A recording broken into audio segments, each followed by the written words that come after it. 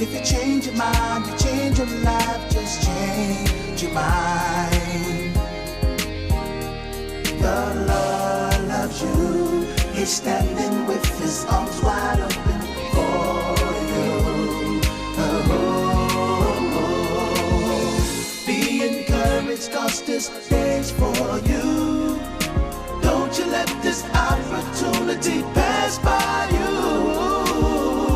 Yeah. Oh, change your mind. Good evening, everybody. This is Pastor Wendell Jones, and I want to say thank you for signing in for my inaugural show of our new show as part of CYM-TV. This show is called, as you can see up there in the corner, The Relevant Church? Question mark there, because that's been a question that's been asked of the church lately, whether or not the church still is relevant. But let me say up front, I know I'm biased, but I still believe that the church is absolutely relevant. I think the church is relevant, but I also know that there are ways that we can improve. And so we are open to just that. And that's what this show is all about, to figure out how we can improve our ability to touch the people, those who attend our church, but also more importantly, just the community at large. The community at large. We need to make sure that we become the resource that you need us to be so that we can begin to help heal some of the ills in our community. And so, listen, in this inaugural show, I did a survey. I went out on Facebook, got quite a bit of followers, and I put it out there. I wanted to touch our community and say, of all the topics that are out there, what is the topic that you would like us to kick this program off with? And there was an overwhelming response, but the one that stuck out, the topic that stuck out above all other topics, was mental health. That excited me because over the years, I have become a strong advocate of mental health, especially mental health within our community. And so I reached out to my friend, Dr. Felicia Calhoun-Smith, who also is a strong advocate for mental health in our community. And I said, I need your help. And I'm going to be honest, it was last minute, but she's wonderful, wonderful, wonderful. And she pulled on some people who are also wonderful. And they agreed to be with me tonight on this inaugural show. And so without further ado, I want to bring onto the screen so you guys can see these people that I'm talking about. We have Dr. Felicia Calhoun-Smith, we have Julian Green, and we have Miss Quenisha Pringle. And so excited to have all of you. And at some point, I'm gonna get me one of those clapping things. So until then, I'm gonna do it myself. Guys, thank y'all so much.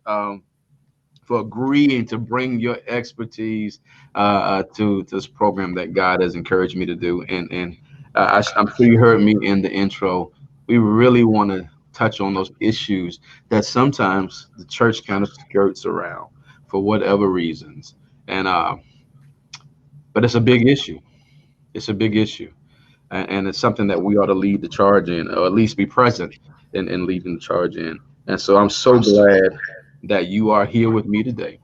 And I want us to take a little time. I said a little bit about you, but I want to just turn the mic over to you. And we're gonna do ladies first, Jules. And so we're gonna go with Dr. Felicia Smith, and then we're gonna go with Quenisha. Tell the people who you are, and don't be shy.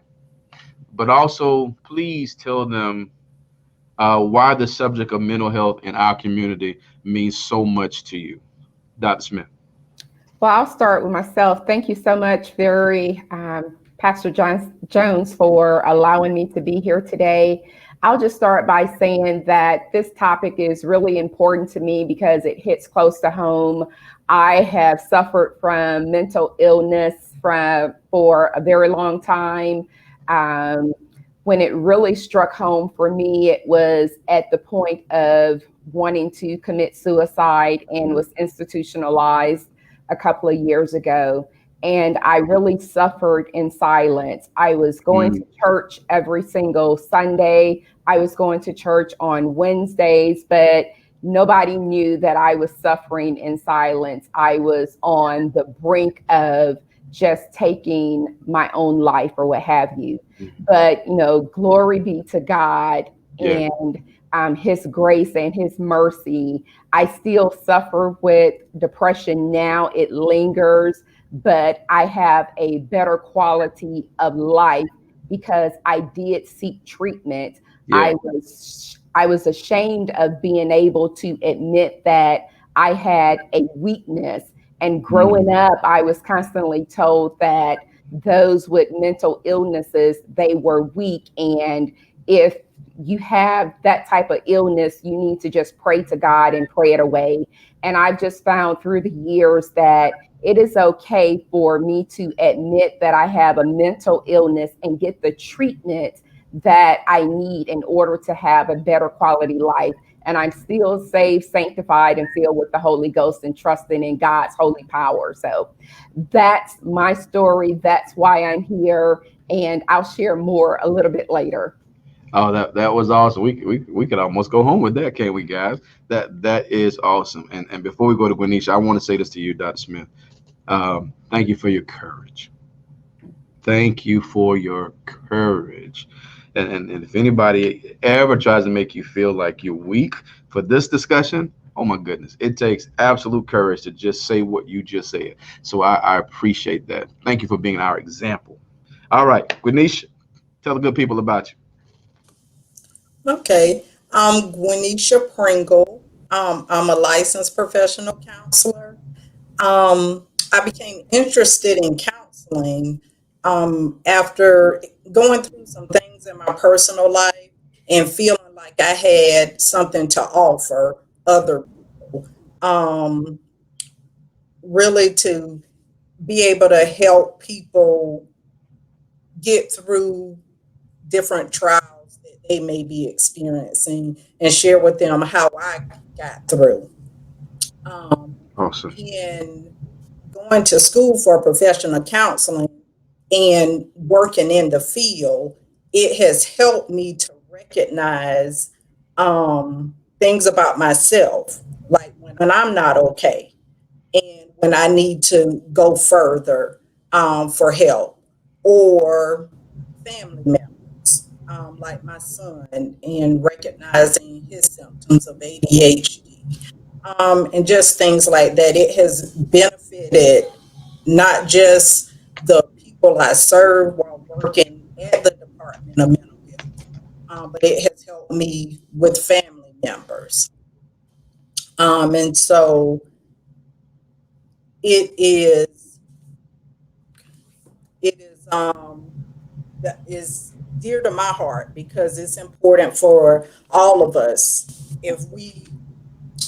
If everyone could see that it's as important to take care of your mental health as it Hmm. is to take care of your physical health, I think we would all be in a lot better position. Absolutely. And thank you so much for having me. Thank you for agreeing to be a part. Thank you so much. And my man, Jules, talk to the good people. Tell them about yourself. Hey, everyone. Thank you all so much, Dr. Smith, Pastor Jones, for including me in this dialogue because I really love talking about mental health. I'm a licensed independent social worker as well as a licensed clinical social worker, certified clinical trauma professional as well. And I've been doing this for about 14 years since grad school. In that time, everything that I've learned has really served to support my clients and my own professional development. The way that I got involved in mental health is not so unique in that one parent was a psychiatric nurse, the other parent was a substance dependent. So, Mm. you've got treatment on one end and trauma on the other end, or really trauma on both ends.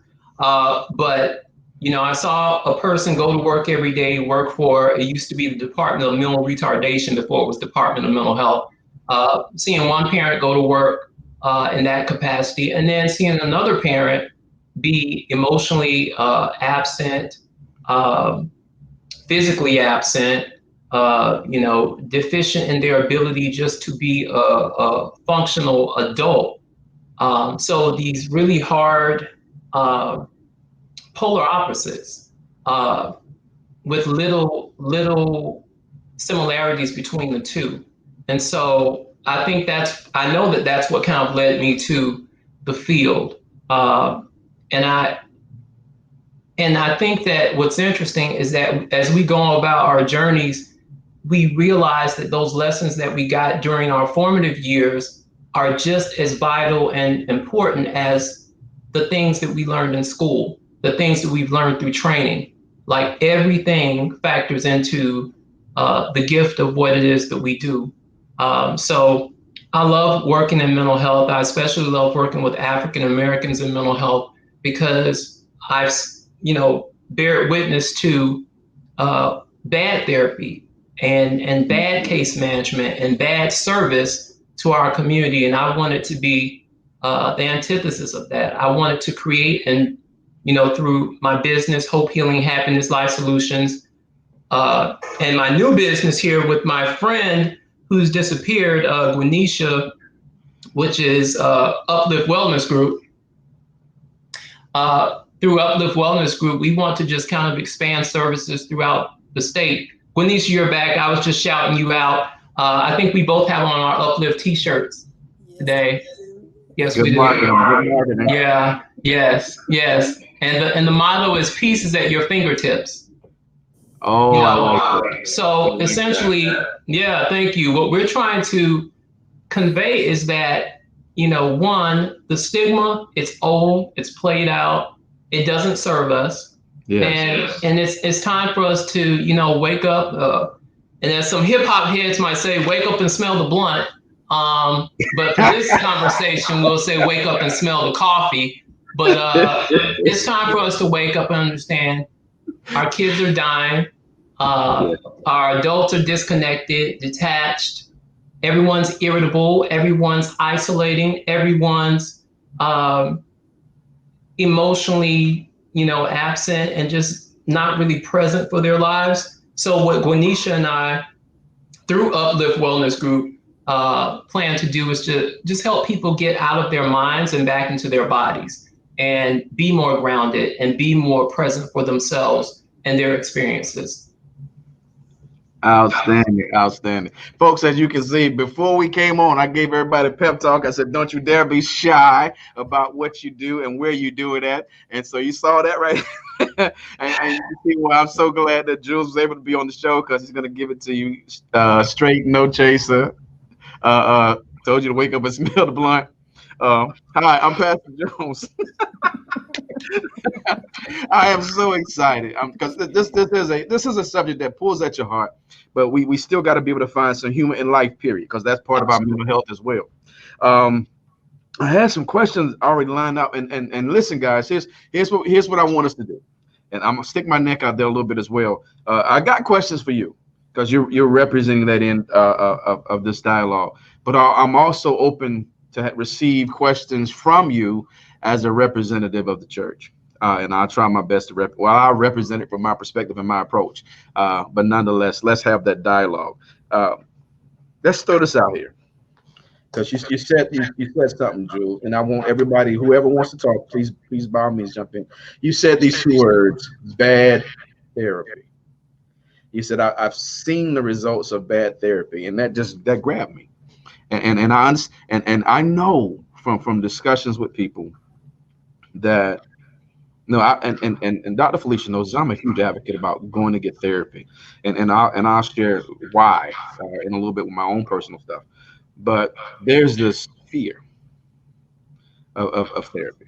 There's this fear of somebody playing around in my head. Talk to me about that, guys. When the idea that there is with everything, you got bad apples. How do you begin to recognize when therapy is going bad? I love this question. I'll answer. I'll go first if no one else wants to. Okay, so there's a popular show in our community that's not a therapy show, but a lot of people who don't know what therapy is think that's a therapy show, and it's called Fix My Life with Iyanla Vanzant. I love Iyanla. Like, Iyanla could come to my house today and she would have a home. If she had a mask on, she could come here, she could live here. We would have great conversations. We would have a lot of fun. But I would never in a million years trust my significant other, my parent, or my child to a young Lavanzant for a mental health issue. I would entrust them to her for life coaching. And so there's been a blurring of the lines between what people think therapy is and, of course, what it isn't.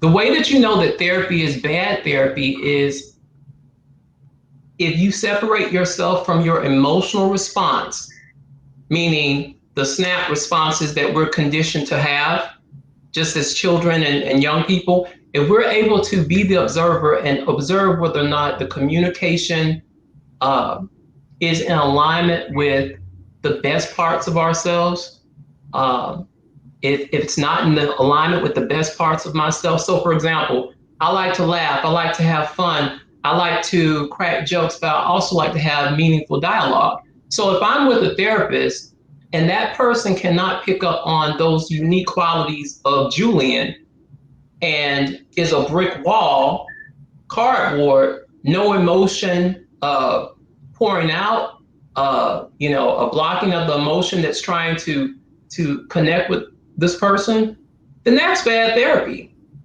And that person who is a brick wall may be great for Susan, or in this case, Karen, but it may not be the person for Wendell, Felicia, Gwenisha, or Julian. So, and it's not just about having a brown face. Let's not get that twisted either, because just because a person is African-American and highly qualified and credentialed, it does not mean that they are capable of delivering quality care. Yeah. So the first order of business is to understand that when you're searching for a therapist, look for at least 3 people.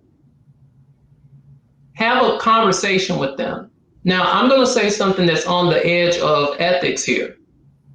I want my therapist to feel like a friend. Okay? They're not my friend, and that ethical boundary is going to be maintained. But I want to feel like I can tell that person virtually anything without judgment coming back, without inappropriate assumptions being made, and somebody who's willing to take the journey with me. So if I say I felt like killing my brother on the holiday, I want them to assess me for homicidality, but I also want them to be able to put it in our appropriate cultural context. Mm-hmm. And a lot of what happens with Blacks, especially young African Americans, they go to these therapists who oftentimes are not African American, and it's a fish out of water kind of scenario. They're not able to really appreciate or understand the context in which this person is communicating or emoting. They don't get it. And that's really not something you can learn in school. That has to become a part of your lived experience. So if you're not African American and you're not willing to become an actual anti-racist or an ally, then you should not be doing therapy with African Americans. Now that's my professional / personal opinion.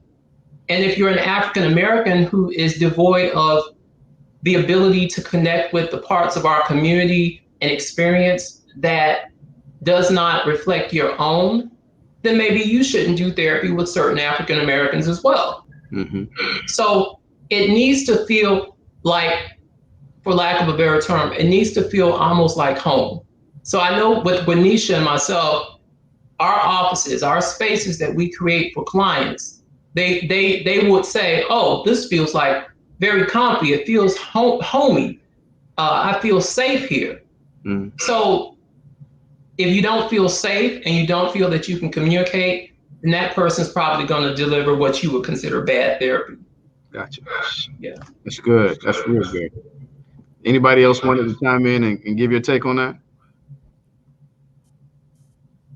I would just say that when I was looking for a therapist, I was going through a lot of different individuals, just trying to find someone who was culturally responsive. At the height of my depression, included in that was racism. So I was, at the intersection of racism and sexism at my place of employment.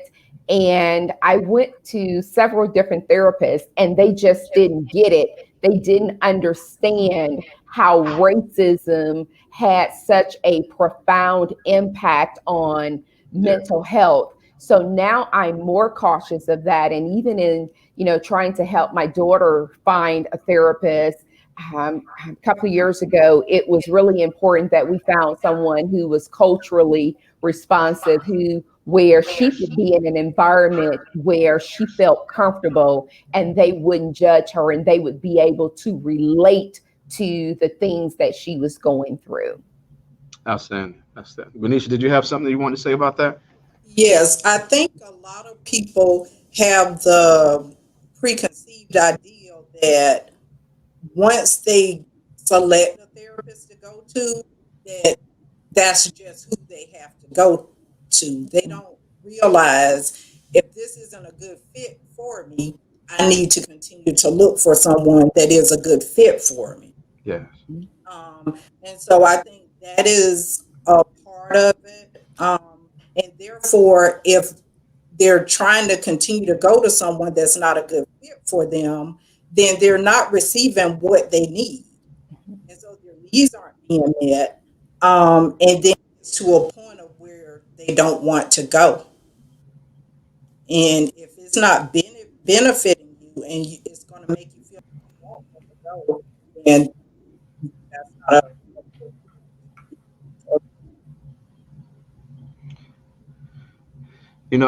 I would think that if they're, and you guys by all means correct me, if you're continuing to attend or see someone that's not a fit, it almost sounds like you have found a way to live out the wound that you need to be being healed from in the first place. Is that y'all consider that pretty accurate? Yeah, that's spot on. It's safe. That's a very kind of, we're all seeking safety on one level or another. Everyone is seeking safety, and that definitely would be a measure of that. I did want to add, though, if a person goes to a therapist and it's not a good fit, it's also important to understand that that therapist may not necessarily be a bad therapist. That person just may not be your therapist. So there, and as therapists, I also want to demystify something. Those of us who are healthy and really respect what it is that we do and the journey to find a good therapist, we don't take it personally if a person should come to us and it's not a good fit. It's okay, because I know with Gwenisha and most therapists that I know, we're going to just make a referral for somebody. We're going to work with you to figure out, okay, who may be a better fit? Because at the end of the day, most of us are healers and we just want to see people heal. Mm-hmm. All right. You touched something a few minutes ago. I wanted to circle back around to it because that really intrigued me. You said they need to feel like a friend, but that kind of flirts with an ethic thing. Yeah, it does.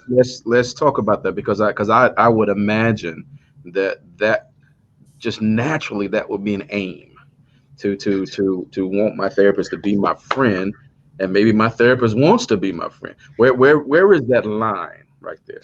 So the line is there's not a significant amount of communication in between sessions, if any at all. You're not social media friends with your therapist. You don't spend any time outside of those office hours with your therapist. You respect their personal boundaries that they've set with you. It's important to understand that it's kind of like when you're going to a car dealer. You may become friendly with your salesperson, but you're not necessarily friends. It's a transaction. And so the transactional factor has to be maintained. This person is providing you with mental health care. And so it's a service. So it's important for therapists at the start of treatment to set those ethical boundaries with their clients. So, but there's this, I wanted to talk about this. You guys are familiar with the African helping tradition or the Black helping tradition, right? You know, that allowed us after, say, World War II, when there were kids walking on the street who were Black kids who didn't have parents, they would just be taken in, and we just supported our community. That African helping tradition still exists in our community today. And I think that as Black therapists, we have had to we've had to really hone what, I mean, some people are going to say ethics is clear cut, but I think that when you're talking about your culture and your race, you know, there are some ethical dilemmas that pop up. You know, and so, for example, if a client asks their therapist, "Have you ever been in a bad relationship?" Some therapists would say, "Oh, due to my ethics, I can't discuss that with you." But in fact, that may be relevant in that moment. So self-disclosure is something that we learn in school, and it's really up to the individual to create the guidelines for what they feel are ethical, you know, self-disclosures. If you block that question and say, "Hey, you know, that's not something I can discuss," or if you don't kind of finesse it and say, "Well, I'm more interested in what your relationship history looks like." If you don't kind of negotiate that appropriately, that may create a boundary between the client and yourself. And you want that person to feel like they can ask you questions, but also respect it if you pivot and choose not to answer it because you're uncomfortable or you feel that it crosses your ethical boundaries. But there has to be that heart and soul, for lack of a better term, in the practice. You know, that's where our healing is. That's why church has been so important to our community forever. That's why spirituality and faith are important to us. That heart and that soul and that connectedness with the greatness of us, and that which is greater than us, is really where our healing lies. Awesome. Did anybody else have any comments about that? That was really good. My greatest takeaway with that, Jules, is that because you gave some wonderful stuff. So if I even attempt to summarize that, the ethics line becomes blurry if the relationship exceeds the time of counseling.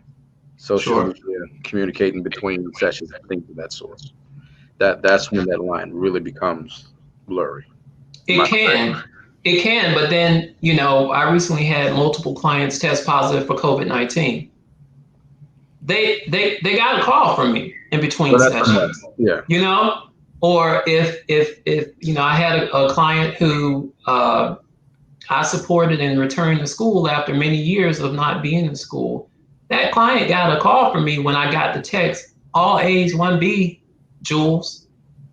You know, so, you know, there's that appropriate contact, and then there's the inappropriate contact where you might get a text message at 10 o'clock at night saying, you know, "Rico left again," you know, or something like that. And it's just like, you're going to ignore that in that moment. And then when you have your session, you'll address it and just say, "Hey, don't call me at 10 o'clock. You're about to get me messed up in my relationship here," you know, or whatever it is. But you want to kind of, you don't want to make it too heavy, but you want to be heard and you want to be respected by your clients too.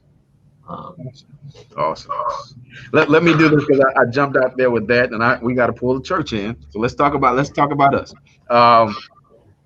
Now, gloves off. How do you and your peers honestly view the relationship between your clinical work and the church?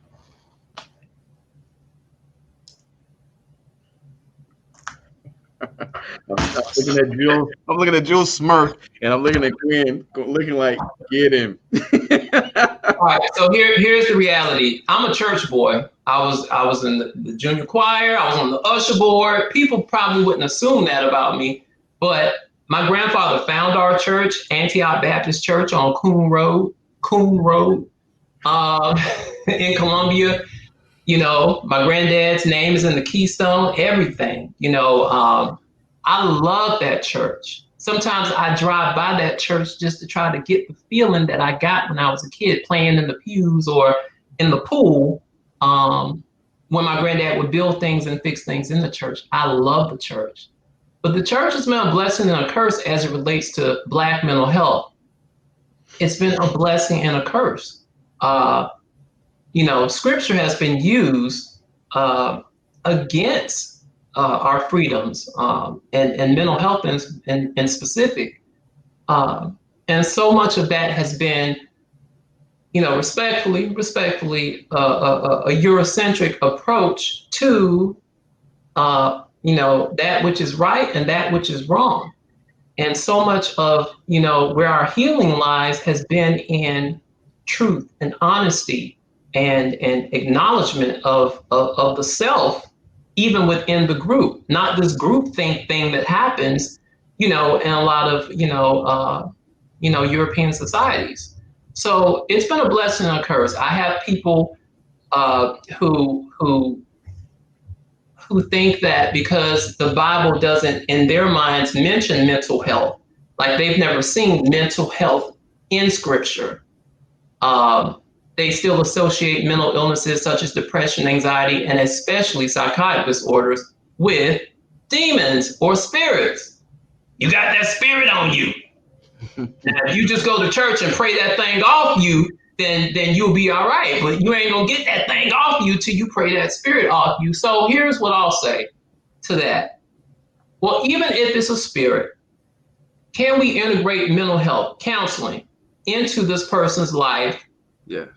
In tandem with their faith practices to get them to a better place. And when we're able to do that, yeah, you got recovery, you got real healing, and they can get back into their lives. But in the best case scenario, if a person has a faith practice, connection with the spirit, and good mental health treatment, they're unstoppable. Absolutely. Absolutely. Dr. Smith, Quenisha, what are y'all thoughts on that? I wholeheartedly agree. As I was going through at the height of my depression and all of that, it was when I began to connect with smaller groups, because we know that those who are connected to the church, they have lower risk of, at least research shows that they have lower risk of attempting suicide and all of that. And so for me, just connecting with smaller groups, finding someone for support. I didn't get that in the larger congregation because, again, I didn't want to share that information with anyone. I felt the shame.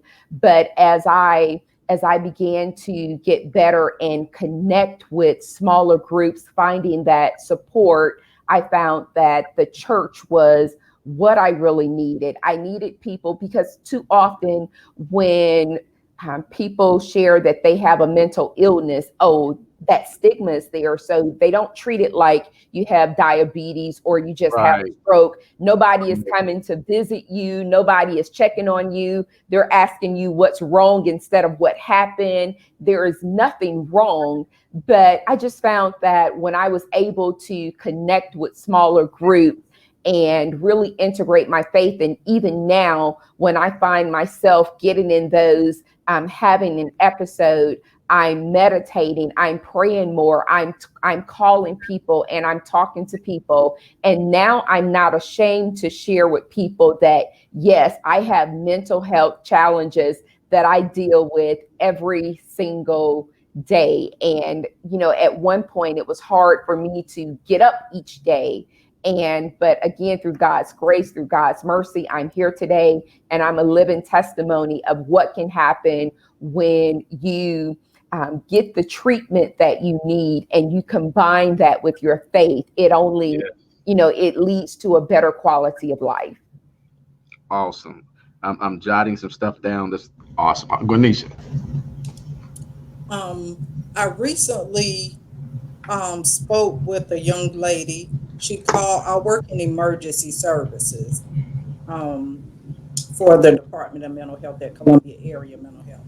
And she called to reengage in services. But the reason she stopped services was because she got connected with a church that told her she needed to pray it away. You don't need to take that medication, you just need to pray. Well, now she said she was doing fine, as long as she was able to go to church. But once the pandemic happened, she's all alone. The Mm, people from church aren't there, and the symptoms are worsening. And so she said, I feel bad. I don't want to go to hell, but I Mm. don't know what else to do. mm, And so that's when I told her that she needed to do what was best for her to take care of herself mentally and physically. And I don't like to give advice when it comes to religion. Um, we haven't developed that rapport, but I told her that she may want to um, ask for discernment and, and see and try to figure out if she's in the right church, in the right place. But and see, right there, we've stepped in that space. That's that space. Um, that presents issues and sometimes makes me look a little bit like a maverick because I'm definitely not one that says faith is irrelevant. I'm not one that will tell you that God still does not perform miracles and he can provide healing. But well, what I will tell you is that the majority of what I've witnessed, whether it be reading the Bible or just in the 49 years I've been alive, is that God leans more so toward process. Everything ain't instant. It's process because process gives you the opportunity to actually learn some stuff. That way you can be a greater contributor to others who might be struggling. One of the things, guys, is that I try to stress, and Felicia, you said it, um, and we talked about this off camera earlier. That mental illness, um, although we want to call it a spiritual issue, it's a biological issue. It is. And so that there's something that happened, trauma, whatever, that's created. And y'all correct me, because I'm the armchair guy in this. But like Felicia said, we're not very prone to shun people who go to the doctor for high blood pressure, for diabetes. In fact, we will form a ministry to go pick up people to take them to the doctor. But when it comes to there being something not quite working well mentally, we look at that as something that you need to go get on that altar and stay there till it leaves. And for all my believers out there that are watching, don't try to say I'm saying that being at the altar is wrong and prayer is wrong. I believe in all of that. But I also believe, guys, is that here's my stance on this. I say this all the time. I said, man has not discovered a thing. God just has revealed it. Mm. And so when we have vocations such as yours, to me, that is God continuing to reveal things to man. So man knows how to help each other. So man knows how to love his neighbor. And so it shouldn't be discounted because God has shown us a better way, a more effective way. I think we need to settle in on how to marry our strengths, what we're good at. We're good at having groups, Felicia. We're good at getting you together with your sisters, getting you together with your brothers to make sure you got a support team, got some people that will pray for you. But we also shouldn't be done at the exclusion of other experts.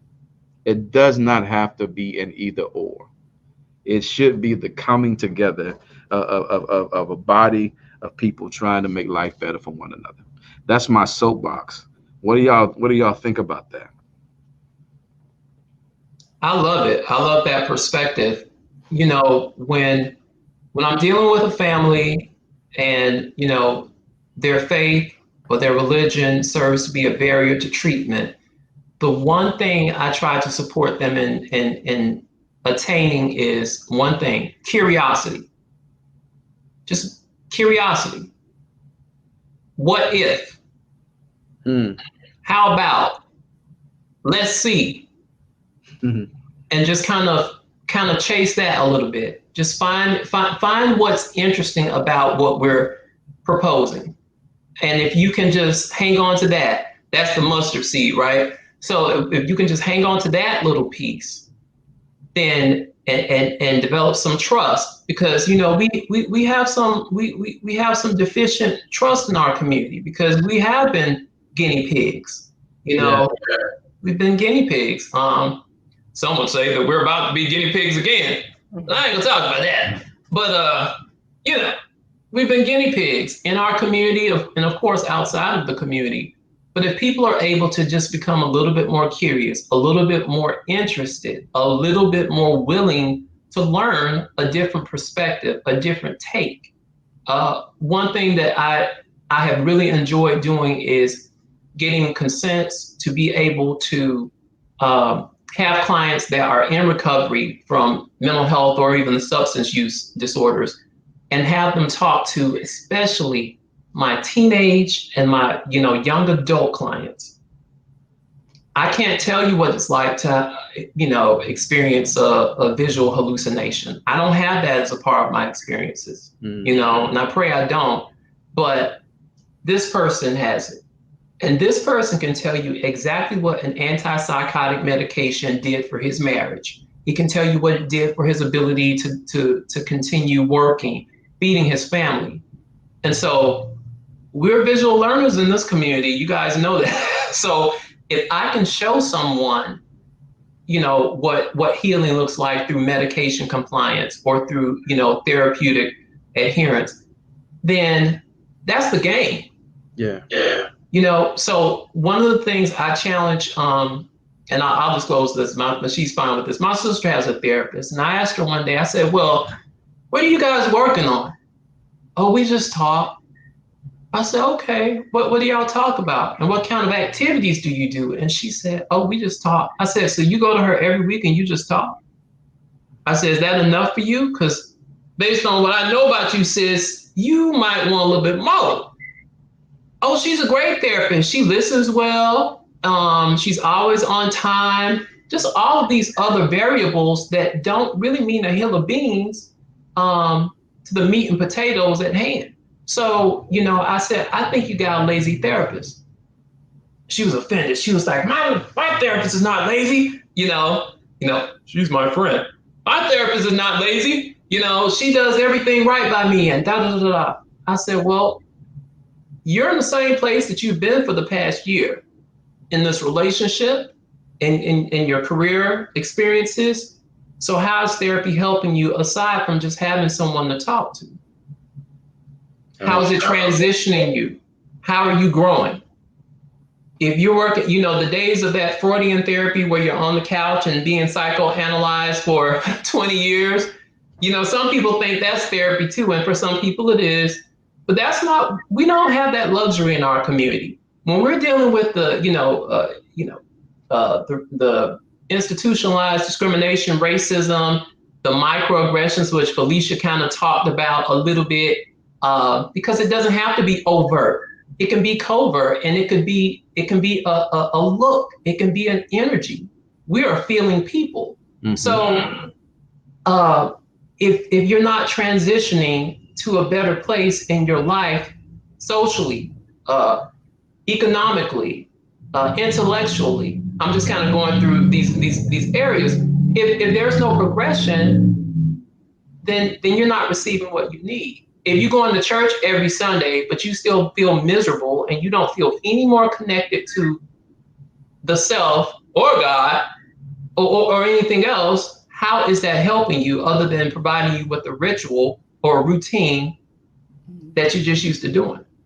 Oh, that's awesome. That's awesome. You said something. Let me throw this out for the group. Because I absolutely agree with you. If there's no growth, if there's no progression, what's the point? But here's the pushback that we get sometimes, and y'all help me with this. Does the growth should the growth be visible to those outside of you? Or is it something that you can just say, I know I'm getting better?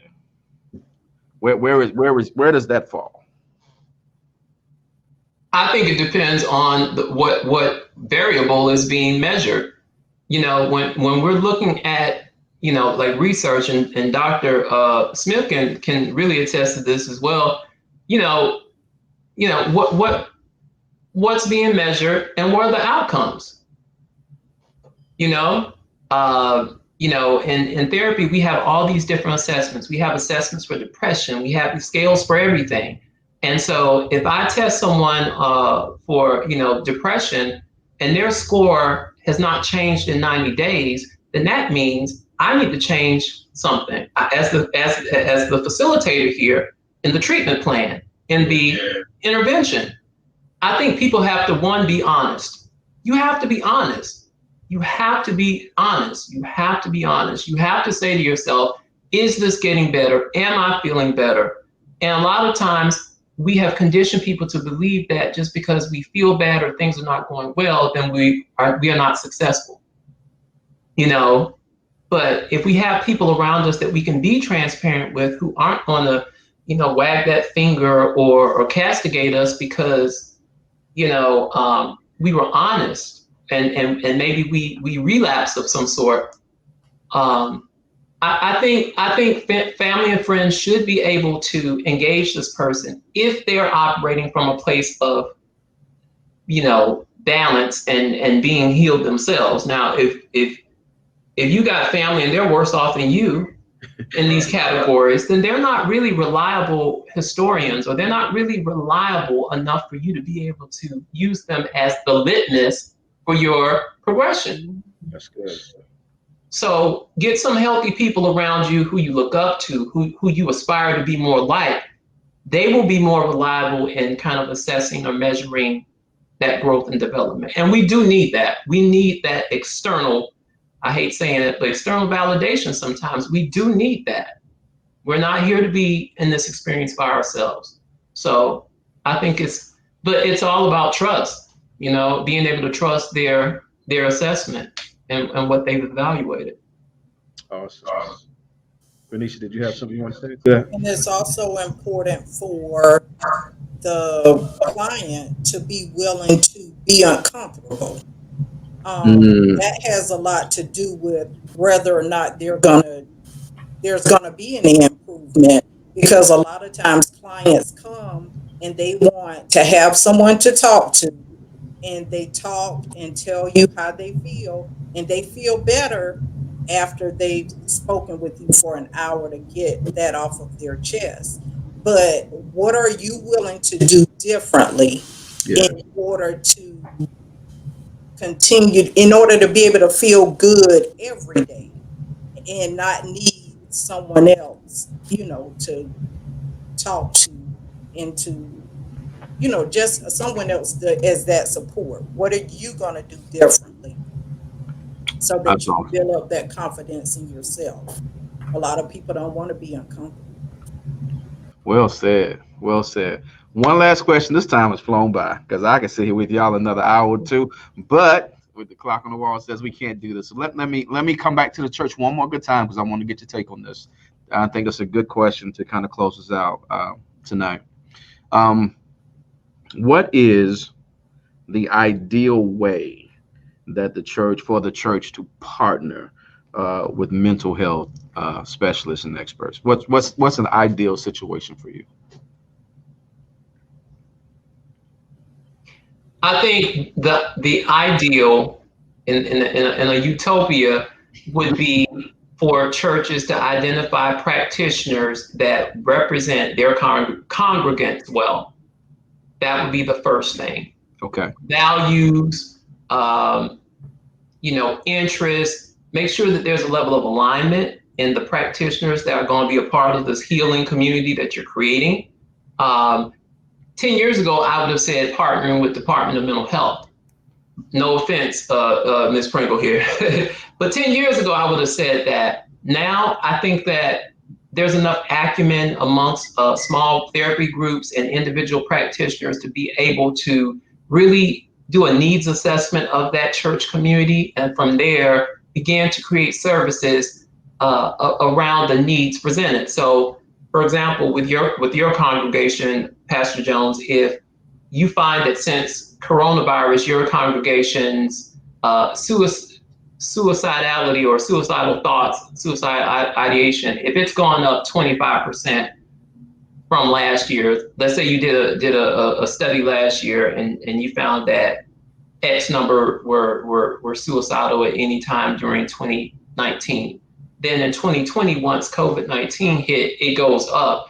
Then there should be some programming, some groups, support groups, treatment groups based around the needs of the congregants. So just concierge mental health services versus just referring them out to, various practitioners. Having it tailor made to your congregants. That's awesome. That's awesome. Because we referred to some folks in the past, but I never took it that far in my own thinking. To really, because I guess we can, based on the counseling sessions I've had and what have you, can kind of get a feel for where we are as a collective body. I think that's an excellent idea. So I'm sure we'll be looking into that. Anybody else? Dr. Smith, Gwenisha, y'all got a take on that as well? And just to piggyback off of what Jules said,